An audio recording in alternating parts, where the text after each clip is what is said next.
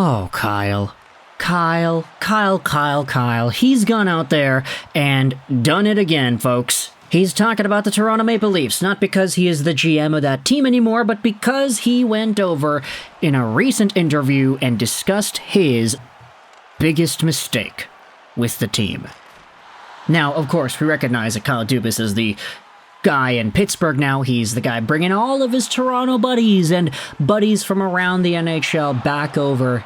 You know, you talk about the old boys club. How about the old Dubas club? Anybody who has had connections or has been on a Kyle Dubas team before or who has had any sort of success with a Kyle Dubas team, yeah, he's bringing you back over to Pittsburgh. That seems to be the idea here.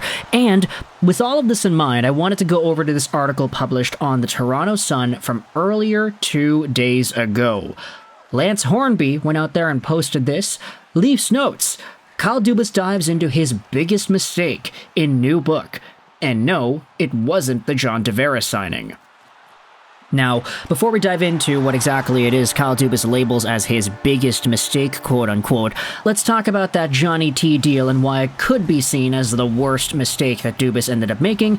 John Tavares, in a way, was more than just John Tavares. He had signed that $11 million AAV contract, which goes on till 2024-2025, and it was a really big deal because Tavares reportedly took a lot less to go to Toronto compared to what he was being offered elsewhere. The San Jose Sharks had a $13 million offer on the table for Johnny T that was more than Connor McDavid's contract. And essentially in that 2018 offseason, a lot of people were expecting Tavares to get a lot of money. He ended up going for slightly less to Toronto. He wanted to be that boy in the pajamas coming home. But you can say that the domino effect of what John Tavares did, that signing, which led to some other signings in Toronto, which set the market for the numbers. Okay, Johnny T's making 11. Well, Mitch Marner's got to get 10.9. Well, Auston Matthews has got to get his own 8-digit individual year-by-year contract. Never mind the fact that John Tavares was going to get $11, $12, $13 million wherever he had signed, but the fact that Toronto was the team that did it, you could very well say, hey, this set the precedence for all the other guys to come after Johnny T.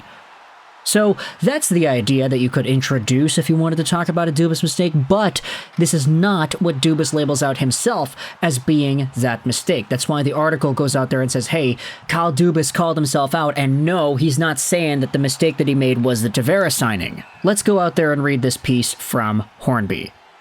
In a new book by Craig Custance, an ESPN reporter now working for The Athletic, the entire John Tavares pursuit by Kyle Dubas and his 10 years in Toronto are a part of the franchise, the business of building winning teams. Dubas has no regrets about the Tavares deal, with a year still left to run on it, that's caused inherent headaches for replacement Brad Treliving, but there are aspects of it that he would want back. No, yeah, of course, Kyle Dubas is not going to talk smack about Johnny T now. The guy's in Pittsburgh. He's not going to say, yeah, that contract I had signed, bad news for the Toronto Maple Leafs. I really screwed them over, didn't I? He's not going to say that. But what Dubas does say is this.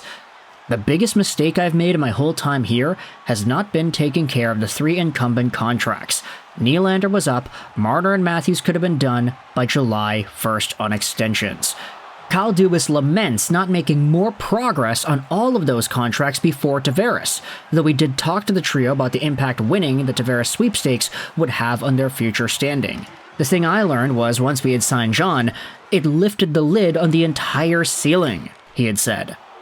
Starting with William Nylander, there were complications when an unnamed team floated the possibility of an offer sheet, and his price shot up. It led to the winger's 2-month absence impacting his 2018-19 schedule, in which he had scored only 7 goals in 54 regular season games and then just 1 in the playoffs.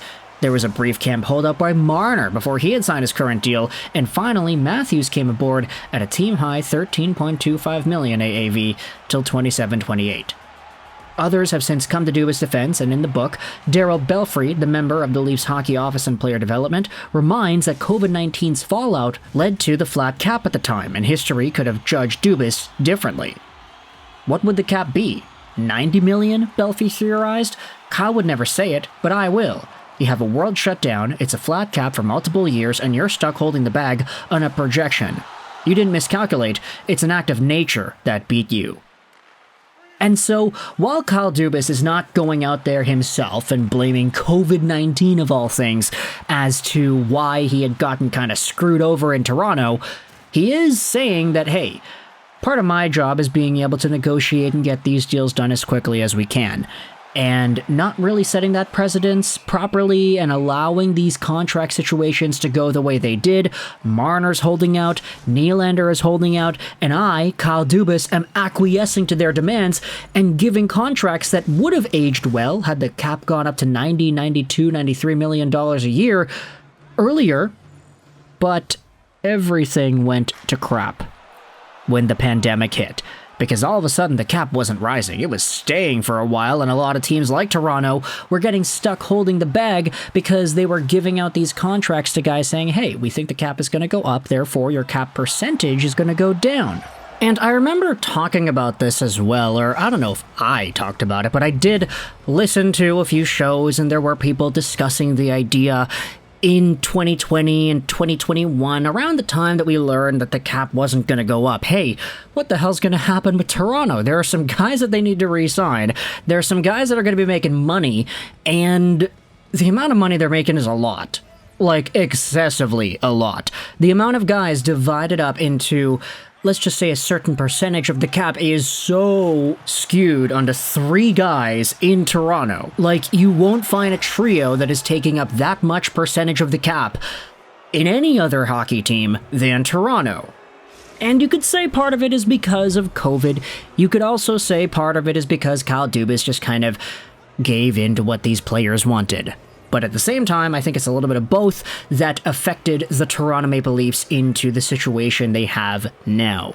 It is at least good that Kyle Dubas is not regretting the John Tavares signing. I mean, saying publicly outright that he would undo that move seems like a pretty nasty thing to do for a former GM that has always been so pro-player. But being able to acknowledge the negotiations of the other guys and say, yeah, I let that drag on for too long.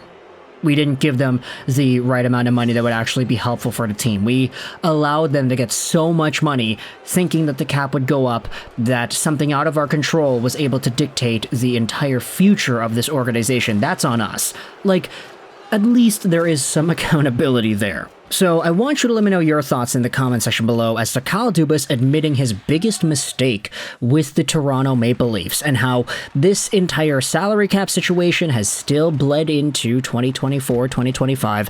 Everybody's talking about Mitch Marner. Everybody's asking where he's going to go. Everybody's debating whether he'll get traded. There's a lot going on here. But at the end of the day, it seems like he'll be sticking around, at least in the short-term future.